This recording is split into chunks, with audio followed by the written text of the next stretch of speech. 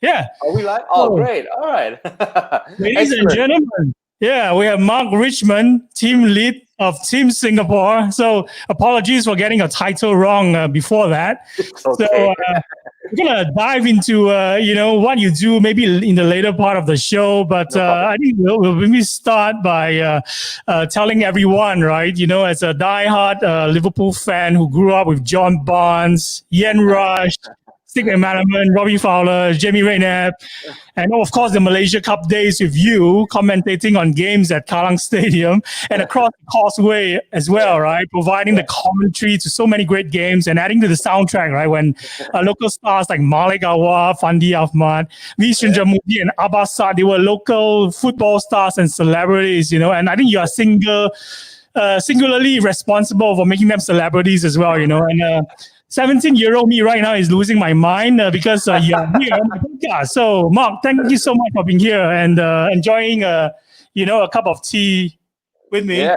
Cheers. Thank you very much, Yeah. Wayne. Yeah, cheers to you as well. This is my vitamin C drink because I just finished a run with my family, and that's the reason why I'm a little bit sweaty and the hair is all over the place. So apologies for the cap.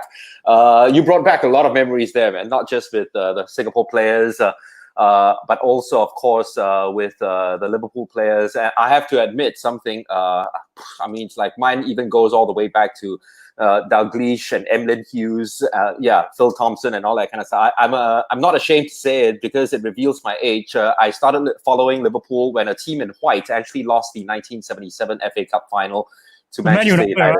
Yeah, that's right. So I mean, it's like during those days, we didn't have live matches and all that. So I watched that as a later broadcast. But of course, I was only like, a 6-year-old kid. And I just thought, no, let's just switch on the TV and all. And I saw the way the second goal was conceded. It deflected off a chest and over their own goalkeeper. And I just felt so sorry for that team. So I started following Liverpool because I felt sorry for them. I didn't know that they were going to win that many trophies in the 1980s. So I think that when Manchester United were winning trophies and we weren't, I was quite used to it because I was used to Manchester United beating us by 2-1 in FA Cup finals, Yeah, so that's how I started following them way back then in 1977. Wow, that's a great story, and of course that match has brought back a lot of painful memories for us, and of course, but it's nothing compared to like the 30-year long wait for the title, and in some ways, some fans may be saying that because we don't have the big moment, right, of lifting the Premier League title finally, after 30 years, it's like we're lacking that big moment when we are gonna be winning the league title. But do you think that this will actually, diminish with what's going on in the world right now with the pandemic? And of course, this is really crazy and weird times right now. We also have like protests, going on across the world, not just in America, right? Yeah. Black Lives Matter. The pandemic is also like bringing a lot of business to a closure as well. Many people are losing jobs as well. So it's like, this league title win is not going to be, as well, for some, it's going to be celebrated in a huge way like it was supposed to be. In your opinion, do you think that, with the painful things that many people are now undergoing, and with a lot of ups and downs as well, right? Do you think this will diminish our league title win this year in 2020? No, not at all. If anything else, because of what's been happening in the world at the moment, and it's put a lot of things in perspective, and this title now will actually be celebrated by more than Liverpool fans. I think that way. I think that the Liverpool fans will get ecstatic still. They will have their celebrations. We will have our own celebrations. But more importantly, I do think as well, because of the manager we have and the way he's put things in perspective to let everybody else know what's more important in the world, and that we shouldn't even be thinking about football during that period of time where a lot of us were moaning and saying, this stopped our march and all that kind of stuff. The manager stepped in and said, listen, let's not even talk about that. Let's talk about how we can save people's lives. I think that the club is probably more popular now than ever before because of the manager. And then now, they had a photograph recently as well, I saw, of them taking a knee. I think that it reminds us that it's different times from when they last won the title. And if I'm not wrong, the last time they won the title, there were riots as well in the USA, the beating of Rodney King back in 1990, or it was Rodney King 1991. But, the difference was that it was... Nowadays, social media is spread a lot faster. So we didn't feel the beating of Rodney King the same way that we feel, of course, George Floyd, because George Floyd, even I got those gruesome scenes of the videos. And that's what social media has done for us. And it's because it's bound us together that this title will be remembered as the title that was won in the year when the whole year shook itself upside down. So because the whole year itself, I feel that the whole year is just equalized and balanced everything up in terms of life in society. It's almost as if 2020 is shifting to another dimension altogether in the world. And what a better way to shift to another dimension in the world than also maybe shift the balance of order in the English Premier League. And Liverpool have started this new order of the English Premier League into a new normal. I think that it'll be celebrated even more so, not just by Liverpool fans, but people all around the world. I think you nailed it in the head, especially, with this is something that fans have been waiting 30 years for, and many sports lovers, right? They've been waiting for live games to be back on their screens again. So obviously, if they are not a Liverpool supporting sports fan, they might feel that, they would rather their favorite team win, right? But I think the moment when live football goes back to our screens again, we will all savor this moment and, just be glad that we are able to, continue to see live football being played in our screens and, of course, talk about football. And I think this is also a moment where, we need to remind ourselves that it is almost time, it's like for folks who are listening and watching this out there right now, it's nearly just 10 more days before the Merseyside derby resumes. Yeah. And the confirmation news have come in that we'll be playing this game instead of a neutral venue, right? It will be closed doors, but you will be at our rivals' home ground, the Goodison Park. What's your hot take on that? Well, I mean, when it comes to the derby, of course, everybody is going to say the same thing. I know it's cliche, but everything goes. It'll be so different, though. It'll be so different because without the fans and all that kind of stuff, closed doors. I almost don't want to watch that game because I don't know how it's going to be like. I'm so used to seeing Merseyside derbies where it's fiery and the fans are all over. The players actually hate each other more than the fans hate each other in the Merseyside derby. I think that the fans of Liverpool and Manchester United hate each other more than fans of Everton and Liverpool. But the players don't like each other. So we might still see a little bit of that fire there. But without the crowd, the Merseyside derby has just lost about 50% of the essence altogether. Whatever it is, if you ask for my take on it, Jürgen Klopp's teams are always ready. I actually had the pleasure of commentating on Jürgen's games when he was manager of Dortmund, and the way that they were playing at that time, it was almost as if bullets were hitting you and pelting down your face at every moment in time. It's like everywhere you look, Jürgen, Klopp, and boom, next thing they're leading by 2 or 3 goals to nil. So to be fair to Jürgen, I mean, I saw them the way they played, and I thought that, my God, he's not going to adapt to the English Premier League, but he's actually adapted pretty well. He's actually slowed down his players as opposed to what it was at Borussia Dortmund. So, he's done fantastic. His team will be ready. I would say that without the fans, they'll lose something, but Everton will probably pay the price of not having the fans more than Liverpool do. And I think that I've got a sneaky feeling that Liverpool's going to win this one again by a last-minute goal. We always do that against Everton, don't we? Right? Last-minute goal, Mane, Origi. This time around, I'll pick Fabinho to score the last-minute goal for them. And I fondly remember the Gary Mack last-minute winner. That's right. Team, right? Yeah, so that was right.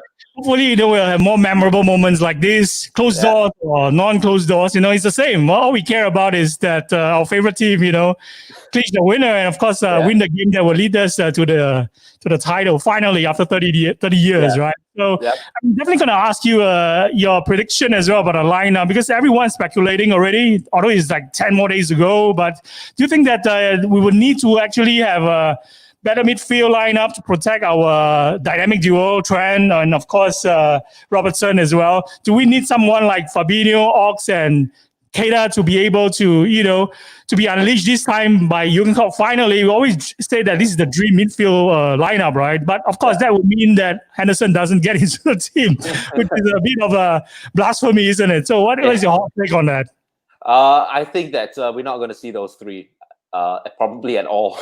I know a lot of Liverpool fans actually want to see that trio down there. But then again, if you ask me the best Liverpool player that Jürgen Klopp has signed, if you ask me, right, hand to heart, and he's totally unspectacular, I would have to say Gini Wijnaldum. For some reason, All right. You're talking about a guy who can play any part of this midfield. You're talking about a guy who actually played centre forward once, not very successfully when he was playing at the Nou Camp, of course, in the first leg of the Champions League tie last year. And then you're talking about a guy who's also played centre back. And you know what? He's close to agreeing a new contract. I hope he does. Because you're looking at a guy who probably can play left back next season as well and take the place. I mean, he can play anywhere. And we're also talking about a guy who actually scores goals for Holland. So he's actually sacrificed that part just for the whole team of Liverpool. If you ask me, he needs to be in the team, no doubt. I think that he is the undroppable in terms of the midfielders. You know what? I like the look of Ox. I love Fabinho. I don't know how he's like after that injury. He didn't look the same, did he? I mean, it's like, you know, it wasn't the same Fabinho that he probably was the best defensive midfielder in the world before he got injured against, I believe it was Napoli that he got injured against. And then it wasn't the same again. So Henderson, I have to say, needs to start here because of how he's carried the team. Wijnaldum needs to be there. And then I'll probably save a place for Ox because Ox has been quite outstanding since he's returned to the side at the start of the year.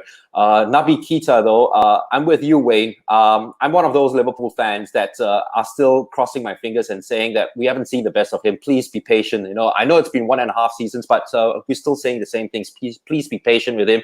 And I hope he comes good because he's a very good player. He's a very, very good player. I totally agree with you. I think Keita has really outstanding stats in terms of if we do an apples to apple comparison, right? Looking at his stats for assists and of course tackles as well, compared to even Wijnaldum, he actually trumped, Wijnaldum in terms of the stats category. But of course, it's not just all about the analytics and the data, right? Sometimes it's also about the heart and the mind as well. I think there's a lot of factors at play here in terms of Jürgen Klopp's selection. He doesn't always just go with data, even though he's a very analytical person.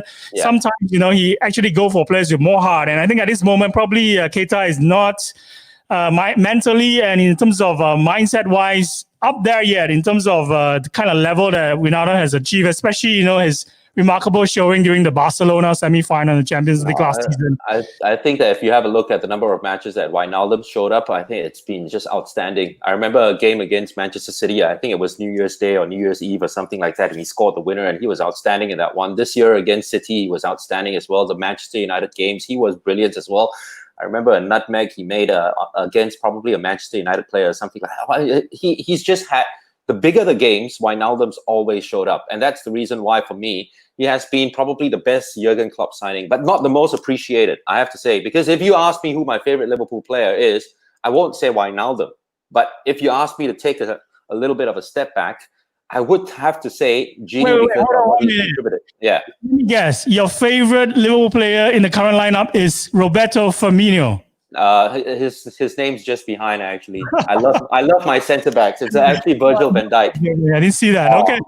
Yeah. Look, I mean, he is just different class. He's the best Liverpool centre back I've ever seen. I'm sorry, Alan Hansen and Phil Thompson, Mark Lawrenson. Over the years, we've had Sami Hyypiä. I used to be such a huge fan of Sami Hyypiä, but Virgil van Dijk's just different class altogether. You know, I thought that he got a little bit tired after the winter break. He didn't have really good matches or outstanding matches, but it's because of the standards he sets. It's so high up there. No one's even come close to Virgil van Dijk in anything. You know, so everyone, all right. I mean, it's almost as if when you leave the stadium, you know, you gotta remind Virgil, hey, could you empty your pockets, because he's put every player inside there. You know, so it's like, he's played against Adama Traore. Before you leave Wolves Stadium, do you mind Adama still in your pocket? Just pick him up and put him back inside the locker room. He's just one of those players where, okay, let's catch him with his speed. Sorry, you can't catch him with his speed. Let's catch him with some skill. Oh, I'm sorry, you can't catch him. Is there a weakness in Van Dijk? That guy's even good looking. So, you know, I mean, it's like, you know, honestly, that's unfair. This is coming to unfair zones already. If you're good looking, you're not supposed to be talented. That guy, it's really, really unfair. So he is, in a lot of ways, a real god, the god of defenders, and no defender. I hate to say this. I know Real Madrid fans will trump for Sergio Ramos, but at the moment, no one comes close to Virgil van Dijk. He is just outstanding and out of this world. And definitely we have to compliment him for his looks as well, and his really something that, when you see him together with Messi, right, and Cristiano Ronaldo on stage when he received the World Player of the Year, I think, during the FIFA Awards, if I remember correctly. I mean, obviously, everyone have a different ratings when it comes to looks, right? Good looks, but if I'm a girl, right, would I go for Ronaldo or Messi or? I think the price, he has that huge presence. He calms the defense so well. I mean, obviously, I don't want to pan any player, but there's a huge mark difference when he plays or when our Croatian defender. I was about to say, you're about to say that name, right? He's almost like Voldemort. You can't say that name, right? Exactly, but we need him as well because he has contributed over the years, and of course, the remarkable game I think against Dortmund as well when he scored in the last. Exactly, and if you think about it, I mean, it's like the Champions League final that we lost to Real Madrid. He was our best player on the pitch. You know what I mean? So, I mean, look, I think that everything goes down to the fact that we have a brilliant manager. If you ask me, is there any other manager that I want in the world replacing Klopp? Maybe Guardiola, only because I think that tactically Guardiola is a lot better than Klopp. But Klopp has started closing the gap in that. But Liverpool's more than about tactics. It's about understanding the city, understanding the people, understanding the culture. And Jürgen's just come right in and he's just embraced everything. He's imposed. And then after that, he's decided to let go. And if you have a look at the first season where he came in slightly late, players took some time to recognize his tactics. But the second season onwards, I mean, it's like, honestly, even if we didn't win anything until now, this has been the best Liverpool team since 87, when Dalglish first took John Barnes and Peter Beardsley into the side. This Liverpool team's just been, they've got everything. And a lot of it's down to Jürgen Klopp and what he has done with the players. And if you haven't noticed, Liverpool, every time when we see a player injured, the fans get a little bit upset. The fans feel, oh my God, we're going to go on a losing run. It's never happened. We've never, ever missed a player. The only time I probably can think of is when Salah went off injured in the Champions League final. But then again, that was halfway through the match. And the players were probably shell-shocked and they were a little bit upset for Salah himself, who was primed to have a good final. And they didn't have a good end to the first half. But second half, I thought that they did all right until the mistake by the goalkeepers. But Jürgen Klopp, I mean, he has always trumped team above everything else. And recently, when we missed out on Timo Werner, I was looking at the comments and I was like saying, why is everyone so upset with it? Because, he probably looked at something there which he didn't like and didn't buy, and I think that this is a manager that we need to trust. If he feels that Werner is not suited for Liverpool, then Werner is not suited for Liverpool. I think that Liverpool fans were a little bit more upset only because he went to Chelsea. If he had gone to Real Madrid, it's like, oh, never mind, it's okay, But he went to Chelsea. I think that rankled. But if he was not suited for us and Klopp doesn't want him sitting on the bench for 50 million over pounds and all that kind of stuff, then he's not suited for Liverpool. But one day he might. I think that's brilliant. And, this is a perfect time as well to segue into the topic of Jürgen Klopp. I think you mentioned his name almost a dozen times already. I think that this is a topic that we definitely have to touch on in every episode of this podcast that we have, which is all about Liverpool, right? Let's maybe talk about Jürgen Klopp after we watch this particular video. I'm not sure whether it's showing up on your screen. Yeah, it is. Mm-hmm. I think I just opened the wrong one, but never mind. Look at Steve Kerr's comment about Jürgen Klopp. Be at the top of their game. Okay. Sports fans too. Can you hear it? Building a dynasty at the Golden State Warriors. It's the Golden State Warriors, right? Yeah, it's about him talking about Liverpool, and in particular, the man on the touchline, Jürgen Klopp. I started following Liverpool closely last year. I enjoyed watching Mo Salah, and he was my favorite player. And as I started watching their games all the time, I'd notice Jürgen on the sideline. And I always watch coaches, since that's what I do. I try to see other coaches and how they're handling their teams. And I started watching a lot of the Premier League press conferences because they're highly entertaining. And I love the way Jürgen coached. I love the culture, the atmosphere that he seems to have built in Liverpool. And it's a brilliant team. Kerr is one of the biggest names in the NBA. He played alongside Michael Jordan for the Bulls and won 5 NBA. So let me just close that. And I just want to ask you 3 questions after that short clip, right, Steve Kerr? First question, are you a Chicago Bulls fan? Number two, do you rate Steve Kerr as a player and manager? Number three, about the fact that, even Jürgen Klopp, is drawing fans around the world, not just in Liverpool, in Europe, in Asia, and Singapore, but around the world, even in the NBA, right, where managers who are winning, consecutive titles are saying great things about Jürgen Klopp. What's your hot take, after listening and watching that little clip of Steve Kerr, drooling, all over Jürgen Klopp? I think Jurgen Klopp's got a lot of saliva on him because the whole world's drooling on him. So it's not just Steve Kerr. As I said, we need to appreciate this. The day Jurgen Klopp decides to step down from Liverpool manager is probably the day that I probably just tear up as well. I mean, he's one of those managers that come once in a lifetime, and I can understand when I saw images. I was doing that game of Dortmund's last game, and the fans were actually crying as he went around the stadium. I can understand why. I can totally understand why, because I would be too with a sort of a bond that he's created with the Liverpool fans. Now, he's the sort of manager. I remember watching this clip on Sadio Mane. I think it was called Made in Senegal or something like that. There's a movie on Sadio Mane. And there's a line that he said in the movie, and he says after that Barcelona famous 4-0 victory, he says, you know what it is about Jurgen? He told his manager, Jurgen's just positive. That's what it is. And it got me thinking, how many of us actually say we want to be positive, but it's not easy to do. And sometimes that bleeds into the players. Know they're very sensitive creatures. They know if you're sincerely positive or you're not. And in terms of Jurgen, he's just so positive all the time. It's always a big smile on his face. Everything's okay. Even if a defeat is fine, he handles it as well as he handles a victory. Everything that's bigger than life and more important things than football, he always says that. And because of that, the rest of the world has just embraced around the Liverpool culture. They've embraced around Jurgen Klopp. And I think he's probably as big as the club at the moment. It's frightening, but it's true.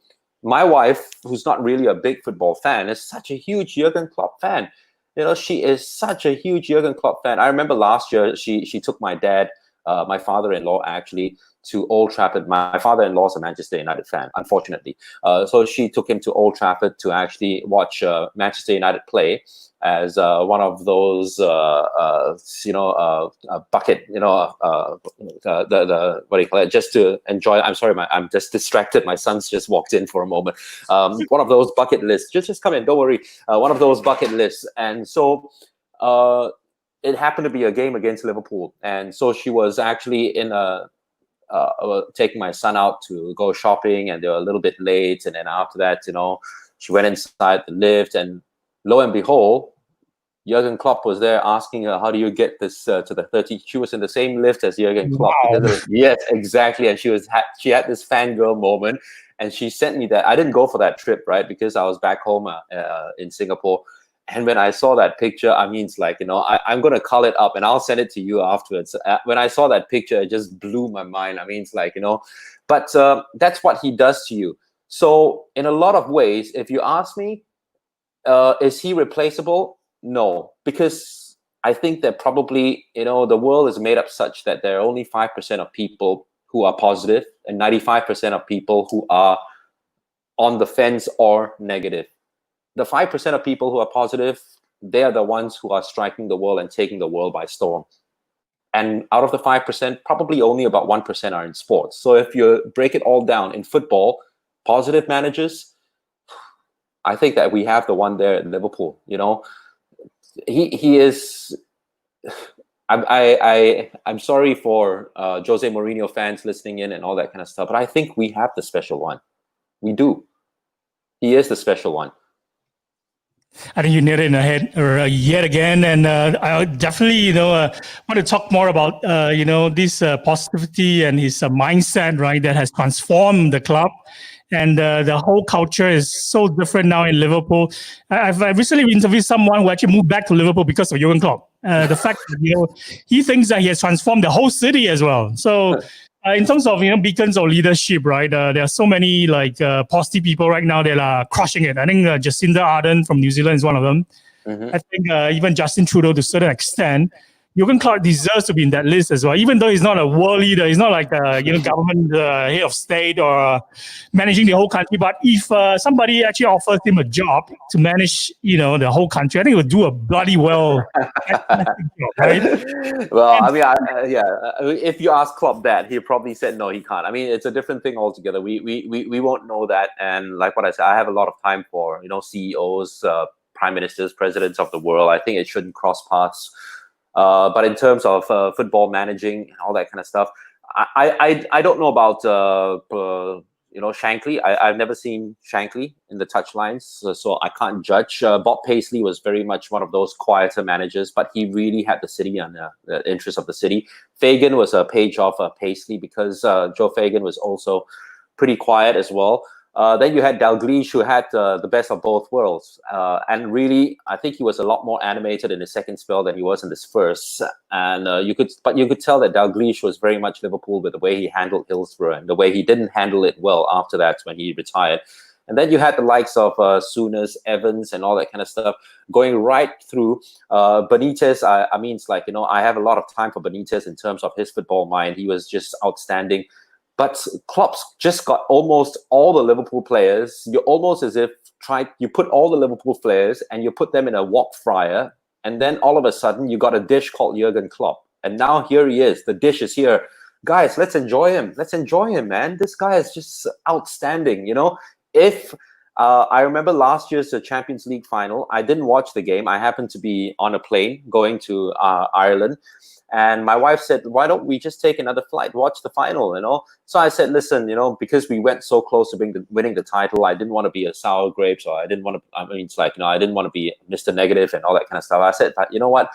I just don't want to see them lose another one, because I don't want Klopp to lose another one. And I don't want him to be known as a manager. I just didn't want all that, because I hold him in that big a regard. So I didn't watch the game, but obviously, things turn and he became a winner and all that kind of stuff. So we're looking at him, the world's looking at him differently. But hey, even if we didn't win these titles that we won over the last 12 months, I think that's, we probably have the best Liverpool team, and it's a team that we can be very, very proud of. And it's a team, as I said, the rest of the world are also falling in love with, along with you and me. Completely. And, you nailed it in the head.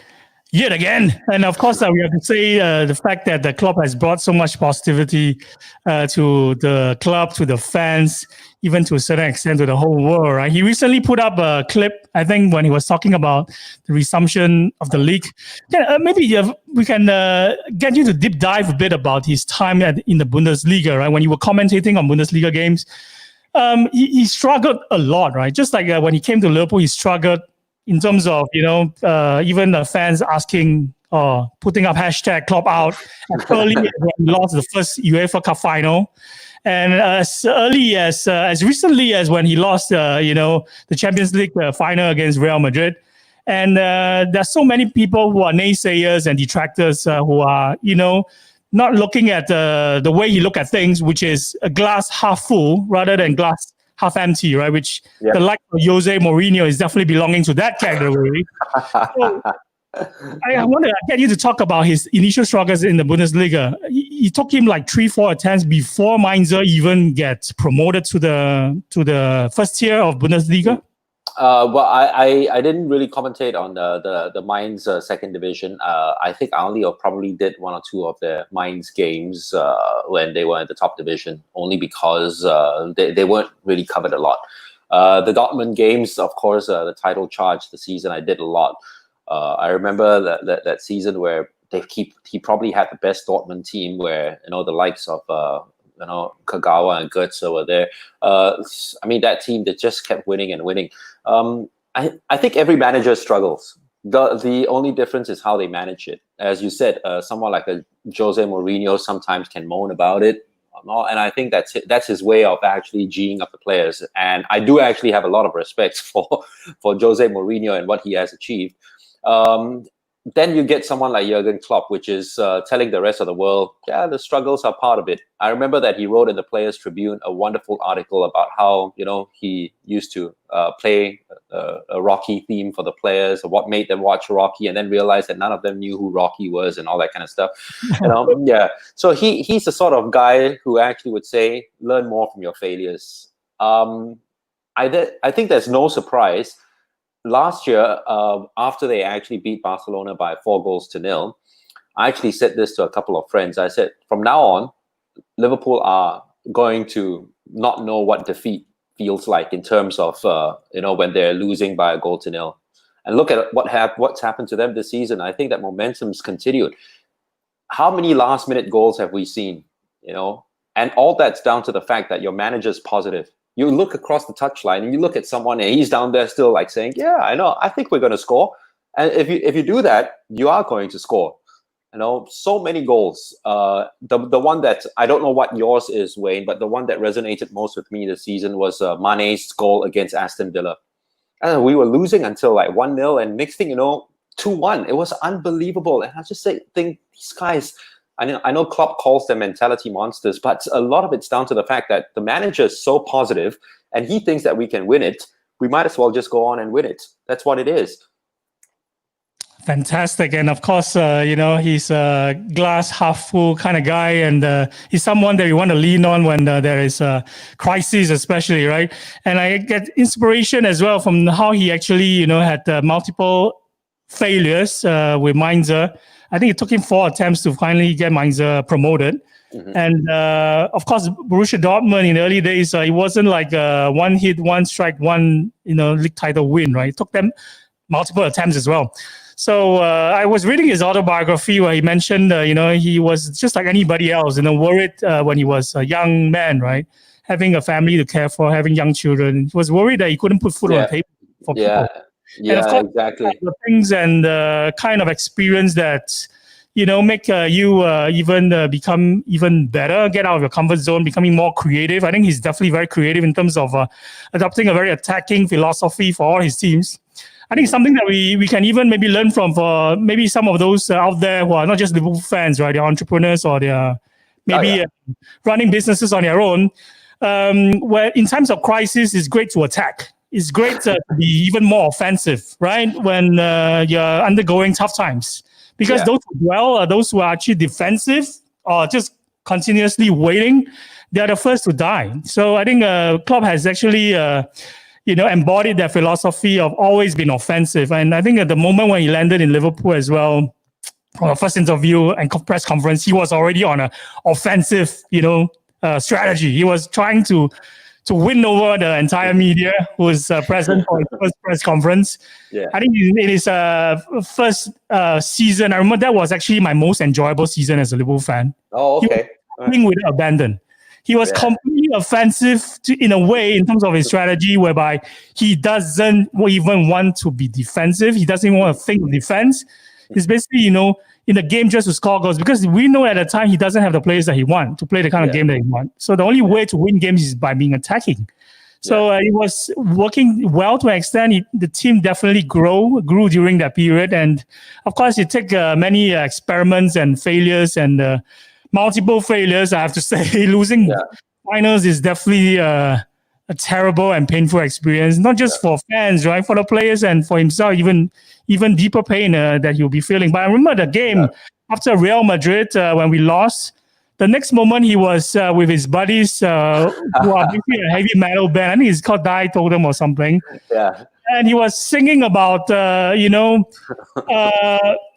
fuck Real Madrid or something like that. And he was like being defiant and being like, I refuse to die. I refuse to be down. I refuse to dwell. I'm going to come back and be even stronger. I think that defiant message is something that we all need during this time of crisis and pandemic. Oh, yeah. And I think that we can all draw inspiration from, right? Absolutely, Wayne. I think that you probably summed it up very well there. And I do agree in a lot of things. And there's another thing of Klopp that we sometimes forget about as well. The way that he managed Van Dijk and Alisson. Now, he didn't get Van Dijk straight away. I think we all knew that, right? There was a little cock up in terms of the transfer in the summer, and he got got him only in the winter window. But he didn't buy another centre-back. He trusted his squad. And he said, I only want this one. If I can't get this one, I'm not going to get him. Now, what it does to the squad is to, of course, lift their spirits that he's not just going to buy someone there. And what it does to Van Dijk as well is by the time he comes in, it's like, this manager really wants me. He's waited for me. All right. The same way as Alisson as well. And this is something that you talked about, cutting across the rest of the fields. It's something that we can teach our children as well, right? Wait.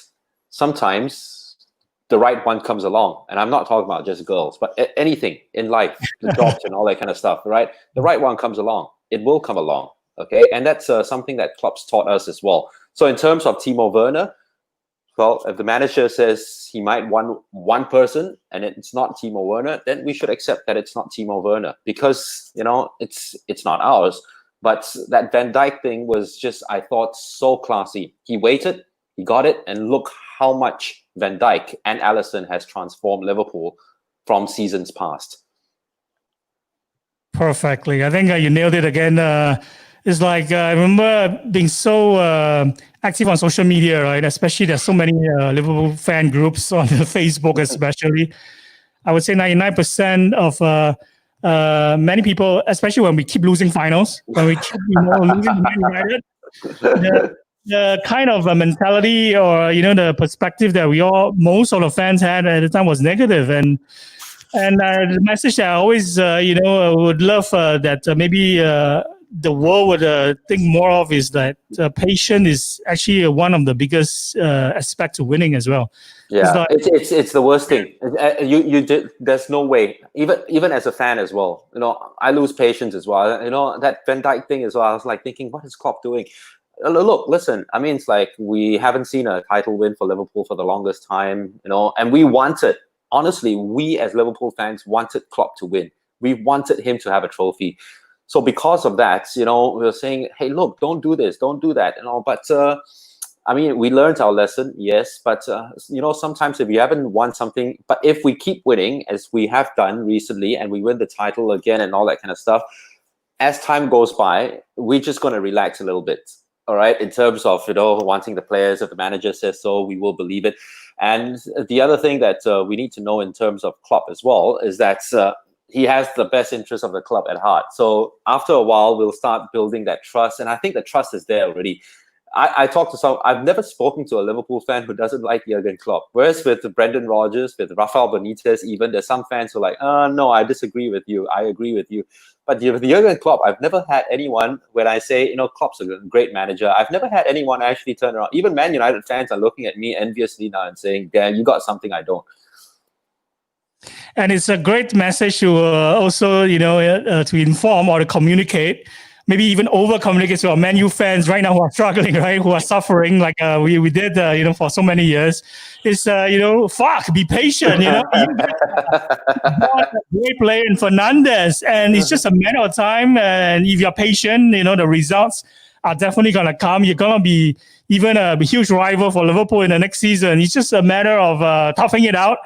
And when things don't go your way, try to take the positive, side of things. Every game has positives, And what I enjoyed watching his conferences, especially when we lose. I think I actually enjoy watching his conferences when we lose because he's actually teaching everyone, humanity even, how to deal with, when your houses get knocked down. I think everybody's house will get knocked down. And this pandemic has proved that, something left field will just kick you in the knees. And if you are going to be a positive person, this is just something to take on a chin and continue to move forward, right? So, oh, yeah, absolutely. And I feel that I said it earlier on, this pandemic has equalized the world in a lot of ways. And we have to understand as well, this is what football is, Football starts at 0-0. Football's an equalizer. Football always starts fair. This is fair. And with the players and all that, the way that they protested recently and all that kind of stuff, I said it's fair play because the world needs to be fair. All right.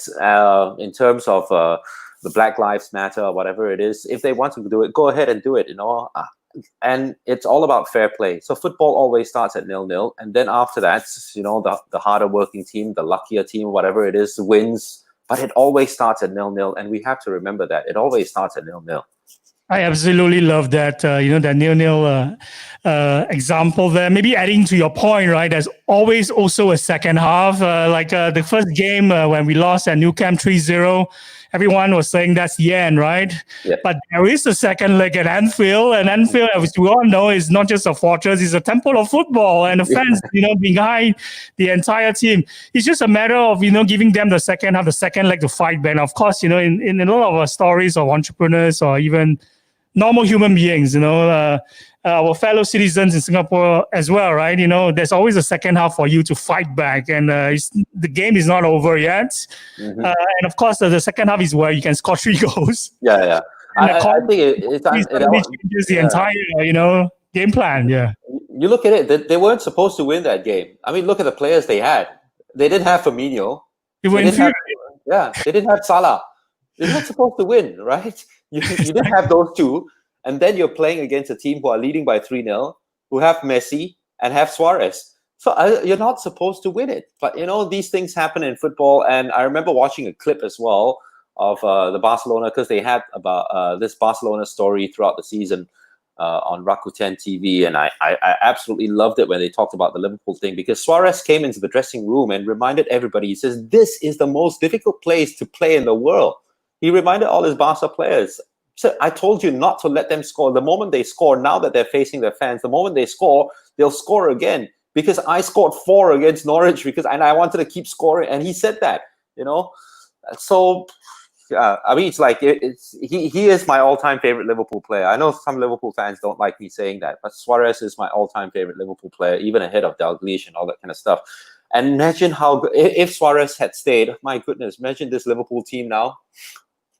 It'll be so scary, right? And basically swipping everything. Although, in a way, we have been swipping everything this season, right? We won a few titles already. This is just a bonus. Of course, that we are all coveting for. And, it's really a great, I really appreciate you for coming on to the podcast and, meeting you virtually. And I hope that, one day when this pandemic is over, we can have coffee and talk more about Liverpool. And perhaps have you come on to the podcast again in the near future after we wrap up the 30th title. I mean, the title, the 18th, 19th title. And of course, the next one that we're really looking forward to is next season when we actually equalize Man United's record. So there's a lot of other conversations and a lot of things that we can talk about. Liverpool is something that is, with us forever. And that's why we have this podcast. We have this vehicle where we invite awesome people like you and to talk about your love for Liverpool. And today I really feel your passion for Liverpool. And thanks for sharing your story with us.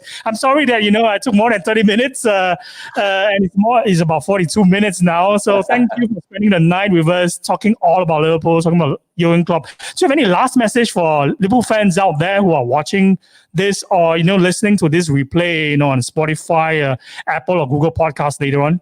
Well, I mean, honestly, I don't have a lot of messages for Liverpool fans, because the theme song of Liverpool is already a message. Your manager is already a message. The words that you write there on your screen now, positivity, it's already a message.